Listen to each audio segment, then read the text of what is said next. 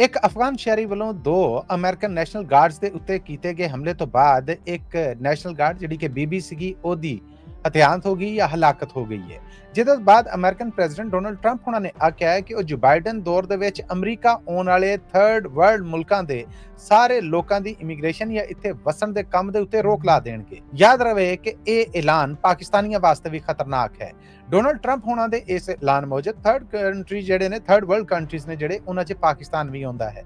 ਔਰ ਜੋ ਬਾਈਡਨ ਦੇ ਦੌਰ ਦੇ ਵਿੱਚ ਅਮਰੀਕਾ ਆਉਣ ਵਾਲੇ ਕੰਮਕਾਰ ਲਈ ਜਿਹੜੇ ਇੱਥੇ ਆ ਕੇ ਗ੍ਰੀਨ ਕਾਰਡ ਜਿਨ੍ਹਾਂ ਨੇ ਉਸ ਦੌਰ 'ਚ ਅਪਲਾਈ ਕੀਤਾ ਹੈ ਜਾਂ ਜਿਹੜੇ ਨੈਸ਼ਨਲ ਬਣਨ ਦੀ ਆਸ ਤੇ ਇੱਥੇ ਬੈਠੇ ਨੇ ਉਹਨਾਂ ਸਾਰਿਆਂ ਦੇ ਕੇਸਾਂ ਦੇ ਉੱਤੇ ਰੋਕ ਲੱਗ ਸਕਦੀ ਹੈ।